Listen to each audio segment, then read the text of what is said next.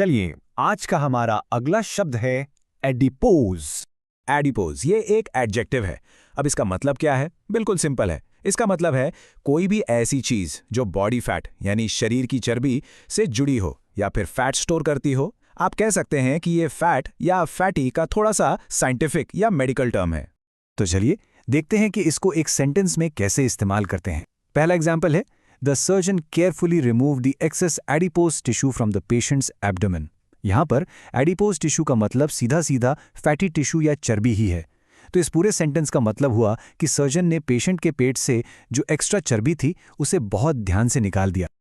अब एक और एग्जाम्पल देखते हैं, इस बार नेचर से। Bears build up a significant adipose layer to survive hibernation during the cold winter months. इसका मतलब क्या हुआ?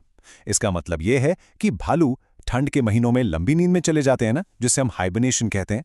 तो उस दौरान जिंदा रहने के लिए वो अपने शरीर में चर्बी की एक काफी मोटी परत यानी एडिपोस लेयर बना लेते हैं, और यही लेयर उन्हें गर्मी और जरूरी एनर्जी देती है।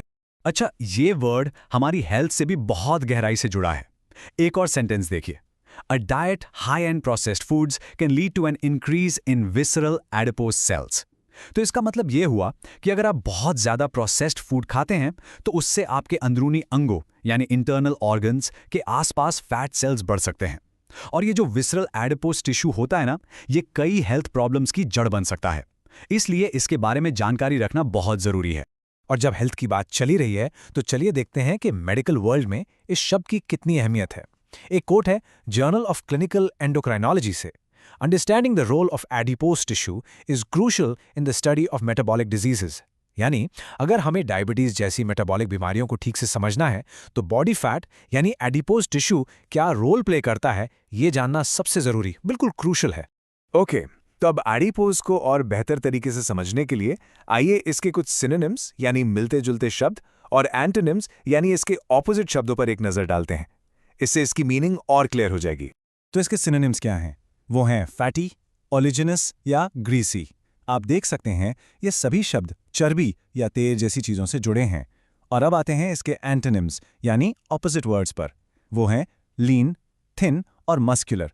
बिल्कुल साफ है, ये ऐसी बॉडी के लिए इस्तेमाल होते हैं जहां फैट कम हो और मसल ज्यादा हो। तो अब जब आप एडिपोज शब्द का मतलब और इस्तेमाल काफ़ी हद तक समझ चुके हैं, हम आपके लिए एक सवाल छोड़कर जा रहे हैं। थोड़ा इस पर सोचिए। How does the bodies management of adipose tissue impact overall health?